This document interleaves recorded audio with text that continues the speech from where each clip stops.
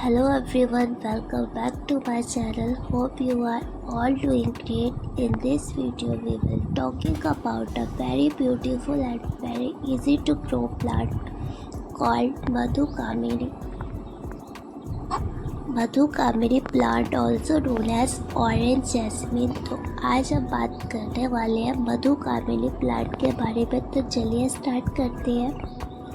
मधुकामिनी का पौधा जिसे ऑरेंज जैस्मिन के नाम से भी जाना जाता है, दक्षिण और दक्षिण पूर्व एशिया का एक सदाबहार झाड़ी या छोटा पौधा है। यह अपने सुगंधित सफ़ेद फूलों और चमकदार गहरे हरे पत्तों के लिए मूल्यवान है। यह पौधा अपनी छंटाई और आकार देने की क्षमता के लिए जाना जाता है, जो इसे भू निर्माण के लिए एक लोकप्रिय विकल्प बनाता है। और इसके कथित औषधीय गुणों के कारण इसका उपयोग पारंपरिक चिकित्सा में भी किया जाता है। और इसका बोटेनिकल नेम है मुरैया पैनिकुलेटा, और इसके जो कॉमन नेम्स है वो है मधुकामिनी, ऑरेंज जैस्मिन, मॉक ऑरेंज।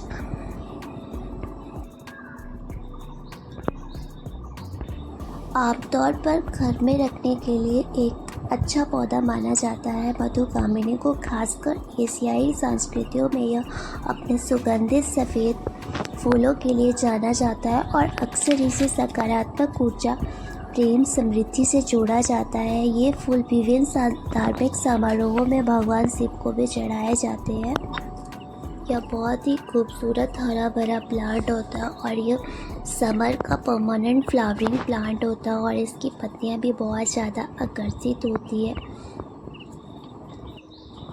मधुकामिनी यानी खुशबू का खजाना, फूलों का गुलदस्ता या फिर एक ऐसा पौधा जो खिलता है तो 1000 से ज़्यादा फूल एक साथ एक ही पौधे में आपको खिलते हुए दिखाई देंगे। तो अगर आपको अपने मधुकामिनी के पौधे के अंदर बहुत ज़्यादा फूल चाहिए तो आज की इस वीडियो में मैं आपको बताऊंगी कुछ ऐसे सीक्रेट टिप्स जो अगर आपका मधुकामिनी कभी भी फूल नहीं दे रहा तो वह भी फूलों से भर जाएगा। इसके अलावा कुछ बहुत ही इम्पोर्टेंट केयर टिप्स। तो अगर आप मधुकामिनी का पौधा लगाना चाहते हैं तो आप इस वीडियो को पूरा ज़रूर देखें। तो फर्स्ट पॉइंट है हमारा मधुकामिनी गर्मियों का पौधा है, यानी गर्मी के मौसम में फूल देने वाला पौधा है। ये मार्च से पत्ते निकालना शुरू कर देता है और मई जून तक आते आते काफ़ी अच्छी फ्लावरिंग करता है और नवंबर तक ये फूल देता है, यानी कि बीच में 2-3 महीने ऐसे हैं उस समय थोड़ा सा ये डोरमेंसी में चला जाता है। सर्दियों के टाइम जब बहुत ज़्यादा सर्दियाँ पड़ रही होती, अभी जून चल रहा है तो आप देख सकते हो मेरा पौधा फूलों से भर चुका है और बहुत अच्छी फ्लावरिंग कर रहा है। और सेकंड पॉइंट है इसका वैरायटी का। इसकी बहुत सारी वैरायटी होती है, ये वाली सबसे नॉर्मल वैरायटी है। इसको आप गमले में भी लगा सकते हो और ज़मीन पर भी लगा सकते हो। मेरा ये प्लांट जो है तो ये तो ज़मीन में लगा हुआ है और इसको जो है आप सीड से भी इजीली ग्रो कर सकते हो। और जो इसके सीड होते हैं वो रेड कलर में होते हैं। इसको आप कटिंग के थ्रू भी ग्रो कर सकते हो, कटिंग से भी ये इजीली लग जाता है और सीड से भी आप इसको ग्रो कर सकते हो। और अगर बात करो इसकी प्रूनिंग की तो आप मार्च में इसकी प्रूनिंग ज़रूर करिए और इसको कंपोस्ट भी डालते रहिए। अब अगर बात करें इसकी बेनिफिट्स की तो इसके बहुत ज़्यादा बेनिफिट्स हैं। अत्यधिक सुगंधित सफ़ेद फूल पैदा करता है ये, जो आपके बगीचे को मीठी चमेली जैसी खुशबू से भर देता है। और इसमें बहुत ज़्यादा तितली और मधुमक्खियों को भी आकर्षित करता है, जो आपके बगीचे में जैव विविधता को बढ़ाता है। यह एक घनी झाड़ी में बढ़ता है, गोपनीयता, स्क्रीन और बगीचे की सीमाओं के लिए एकदम सही है यह। और इसमें ज़्यादा कोई देखभाल नहीं करना पड़ता है, कम रख रखाव इसमें चाहिए होता है।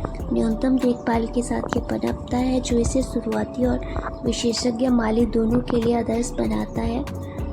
और अगर मैं बात करूँ इस पौधे की देखभाल की कैसे करें, तो इसकी जो सनलाइट है वो 6 से 8 घंटे इसको आंशिक रूप से धूप की आवश्यकता होती है। और अगर वाटरिंग की बात की जाए पानी देने की, तो आप वीक में 2 या 3 बार पानी दे सकते हो। मिट्टी को नम रखें लेकिन दलदली ना करें, ज़्यादा ओवर वाटरिंग भी मत करिए।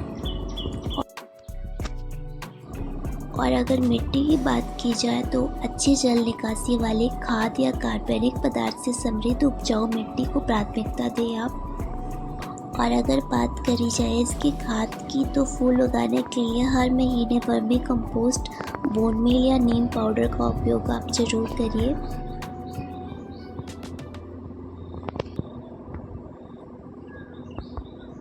आकार बनाए रखने और नए फूलों को प्रोत्साहित करने के लिए नियमित रूप से ट्रिम करते रहें इसको।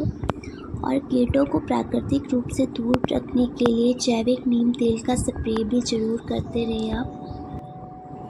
और मधुकामिनी के पौधे को तेज़ धूप बहुत पसंद होती है और ये बहुत अच्छे से फूलता है तेज़ धूप में। तो सुनिश्चित करें कि पौधे को दिन में कम से कम 6 से 7 घंटे सीधी धूप मिले। हालांकि अगर आपके स्थान पर तापमान 40 डिग्री सेल्सियस से ऊपर है तो ग्रीन नेट का उपयोग करना मददगार होगा, क्योंकि इससे पत्तियों पर सनबर्न नहीं होगा आपकी। इस पौधे की देखभाल अपेक्षाकृत कम करनी पड़ती है और यह विभिन्न प्रकार के वातावरण में उग सकता है, जिससे यह शुरुआती और अनुभवी बागवानों दोनों के लिए एक लोकप्रिय विकल्प बन जाता है। इस सुंदर फूल वाले पेड़ की देखभाल करना अपेक्षाकृत आसान है, यह तेज़ी से बढ़ता और इसमें आप देख सकते हो मोती जैसे सफ़ेद फूलों से सजी अद्भुत पत्तियां होती है। इसकी उपस्थिति इसके आकर्षण और सजावटी मूल्य को बहुत बढ़ाती है, जबकि विभिन्न वातावरणों में बढ़ने की इसकी क्षमता इसे पूरी तरह से भीड़ भाड़ वाला बनाती है। हालांकि दिलचस्प बात यह है कि मधुकामिनी पौधे को सजावटी मूल्य में ही वह सब नहीं है जिसके लिए इसे जाना जाता है। इसमें औषधीय गुण और उपयोग है जो इसे पारंपरिक चिकित्सा की दुनिया में एक प्रसिद्ध जड़ी बूटी बनाते हैं। अगर मैं सांस्कृतिक महत्व की बात करूं तो प्राचीन काल में मधुकामिनी के पौधे को इसके सजावटी महत्व के कारण व्यापक रूप से सराहा जाता था और इसे शाही महलों में और मंदिरों के बगीचों में लगाया जाता था। इसके सुगंधित फूलों का उपयोग अक्सर धार्मिक समारोहों और पारंपरिक अनुष्ठानों में भी किया जाता था। एशियाई संस्कृति में मधुकामिनी फूल को प्रेम और समृद्धि का प्रतीक माना जाता है, जिसे अक्सर सकारात्मक ऊर्जा को आकर्षित करने और बुरी आत्माओं को दूर भगाने के लिए घरों के पास लगाया जाता था। अब अगर बात करें मधुकामिनी की विशेषताओं की, तो ऑरेंज जैस्मिन का पौधा अपने प्यारे फूलों और तेज आसानी से प्रबंधित होने वाली वृद्धि की आदत के लिए जाना जाता है। पौधे को बेहतर ढंग से समझने के लिए इसकी कुछ खास विशेषताएं हैं, जैसे कि इसकी पत्तियां होगी, तो आप देख सकते हो इसकी पत्तियां कितनी आकर्षित करने वाली है। और इस पौधे की पत्तियां चमकदार और गहरे हरे रंग की है और आमतौर पर वैकल्पिक रूप से व्यवस्थित होती है। इसमें कोई संदेह नहीं है कि इस फूल वाले पेड़ में सुगंधित फूल होते हैं, लेकिन मधुकामिनी पौधे की पत्तियां भी कुचलने पर एक अद्भुत खुशबू देती है। और इसके जो मोती जैसे सफ़ेद है मधुकामिनी के, आप देख सकते हो बहुत ही मनमोहक है। इस हर्बल पौधे के मोती जैसे सफ़ेद फूल अपनी मनमोहक खुशबू के लिए व्यापक रूप से जाने जाते हैं। ये फूल आमतौर पर गुच्छों में खिलते हैं, जो आप देख सकते हो, और चमकदार हरे पत्ते के ऊपर छोटे सफ़ेद तारे के आकार के आभूषणों की तरह ये दिखते हैं। ये फूल ऐसी खुशबू पैदा करते हैं जिस पर यकीन करने के लिए आपको वाकई सूंघना होगा। इसकी तुलना अक्सर संतरे के फूलों की ताज़ा और सुकून देने वाली खुशबू से भी की जाती है। यह तुलना मधुकामिनी को इसके 2 आम नाम देती है, ऑरेंज जैस्मिन और ऑरेंज जैस्मिन, क्योंकि इन फूलों की खुशबू ताजगी देने वाली थोड़ी खट्टी सी होती है। इसके अलावा चूंकि फूल गुच्छों पे खिलते हैं जिन्हें पेनकुलस कहा जाता है और इसीलिए इस प्रजाति को पेनकुलाटा कहा जाता है।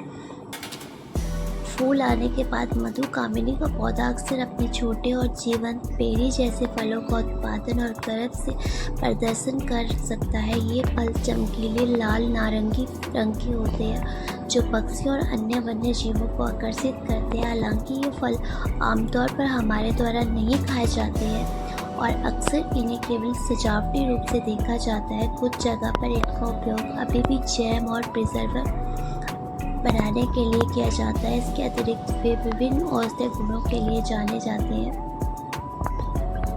मधुकामिनी के पौधे को विषैला नहीं माना जाता क्योंकि इसमें अत्यधिक विषैले गुण नहीं होते। हालांकि पौधे के सभी भागों में हल्के विषैले अल्केलाइड्स पाए जाते हैं, इसीलिए इस पौधे के सभी भागों का सेवन करते समय सावधानी बरतने की सलाह दी जाती है। दांत दर्द के लिए भी इसका उपयोग किया जाता है। इसके लिए मुख्य घटक पौधे की पत्तियां हैं। इन्हें पीसकर रस निकाला जाता है और फिर रस की कुछ बूंदें सीधे उस दांत पर लगाई जाती है जिसमें दर्द हो और ऐसा माना जाता है कि दर्द ठीक हो जाता है उससे। और स्किन टोनर के रूप में भी इसको उपयोग किया जाता है। परंपरागत रूप से फूलों को गर्म पानी में भिगोया जाता है ताकि सुगंधित जल से बनाया जा सके। ठंडा होने के बाद इसे त्वचा को तरोताज़ा और फिर से जीवंत करने के लिए प्राकृतिक त्वचा टोनर के रूप में उपयोग किया जाता है।